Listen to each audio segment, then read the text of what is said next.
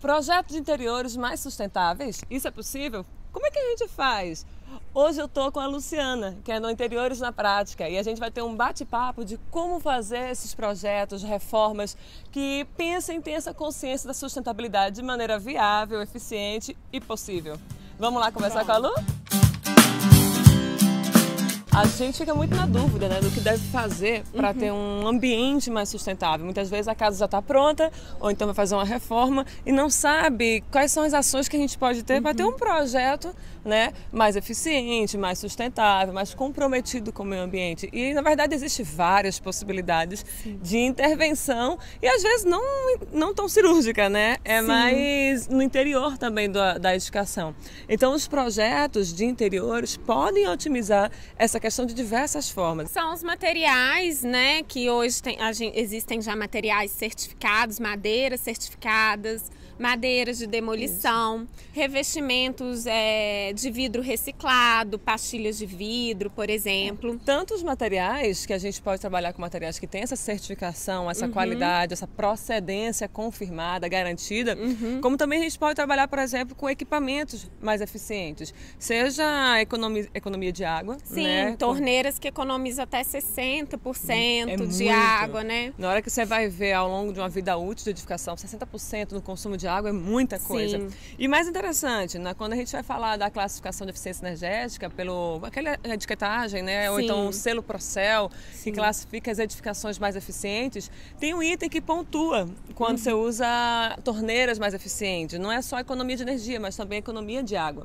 Sim. Né? Então é muito importante a gente economizar água, não só pela questão da crise hídrica, mas também por questões de você conseguir uma certificação, comprovar isso de maneira mais rápida e mais fácil. Sim, né? Com certeza. Em relação à eficiência energética também, né? O máximo que a gente conseguir aproveitar de luz natural, né, para evitar acender as lâmpadas e tudo. E também as lâmpadas hoje de LED, né, que já possuem uma eficiência energética muito maior, né? Economizam muito. Quanto à luz natural, é muito interessante, porque tem casos que são bem simples de resolver, né? É só colocar o sistema de iluminação artificial integrado com a luz natural, ou seja, desligar. Né? Dá a possibilidade de desligar. Muitas vezes a gente tem lâmpadas do lado da janela e lâmpadas lá no fundo do ambiente. E aí tem que deixar tudo aceso, podendo apagar as lâmpadas próximas às janelas, né?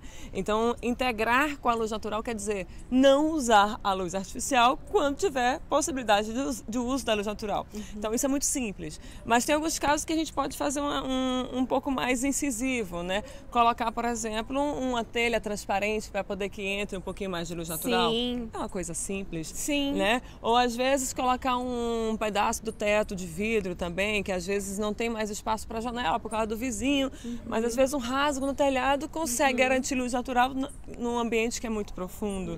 Então isso é uma possibilidade bem interessante que a gente tem que começar a vislumbrar nas possíveis reformas, né, de projeto. Então a luz natural é um item que economiza muita energia e além disso traz muito conforto para os usuários. Claro. Do que ter aquele ambiente sempre na penumbra. E isso é sustentabilidade. Sim. Na hora que a gente tem projetos de qualidade, na hora que a gente traz mais conforto ambiental, economiza energia, a gente está falando de edificação sustentável, que é totalmente integrado com projetos de interiores. Com certeza. Com reforma. Porque as pessoas costumam esquecer disso na hora de projetar o interiores. Isso. Então, ter a consciência também de aproveitar os materiais, de repente, tem um móvel lá que não está sendo usado, mas de repente não dá para reformar esse móvel, tem que jogar tudo fora, uma geração de entulho enorme.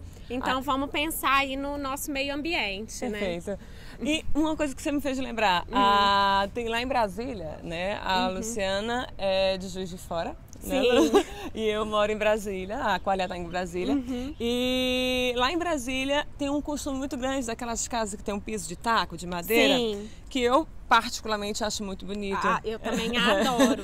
E aí o que acontece? Como não está mais em tanto uso o piso de taco, o pessoal tira aquela madeira toda e joga fora para colocar um outro piso mais novo e tal. Eu entendo que muitas vezes tá velho, tá desgastado, mas, gente, me dá uma dor no coração.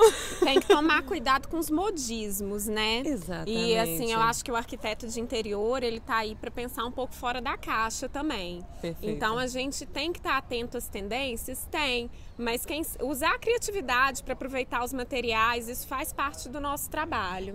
E muitas vezes mostrar para o cliente, né, que não precisa fazer essa moda tão rígida.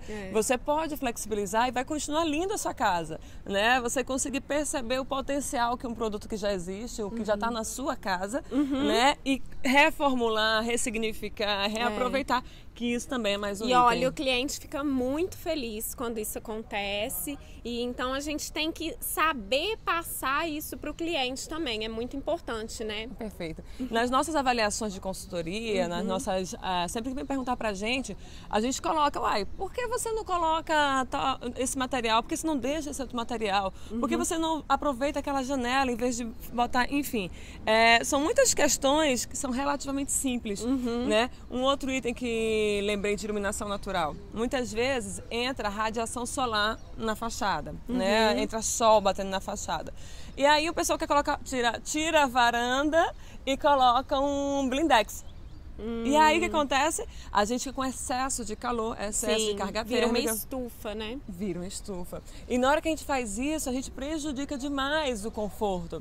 E fica com excesso de luz natural, né? Aí o que o cliente faz? Coloca ar-condicionado e enche de cortina, fecha a janela. Então perde o sentido, perde a vista, perde o sentido e perde a vista. Gente, o arquiteto de interior, ele tem que ficar muito atento. Vou fazer um apartamento, o interior de uma casa. Mas onde que esse sol tá batendo? Onde que esse sol tá chegando? Cadê o sol da manhã? Né? De repente você coloca lá uma poltrona maravilhosa, um tecido que o sol vai bater nele e o tecido vai ficar todo queimado. Então tudo isso você tem que pensar. E isso é durabilidade. Durabilidade. Que também faz parte de ser sustentável. De qualquer projeto. E quando a gente fala desse conceito, né, de ser mais sustentável, é pensar nessas questões de durabilidade, de economia de eficiência, materiais, né? Então é responsabilidade com o edifício, com o cliente, enfim, com o meio ambiente, são muitas questões. Com certeza. Lu, muito bom esse papo. Gente, tem muita coisa que pode fazer para projetos mais sustentáveis, projetos de interiores,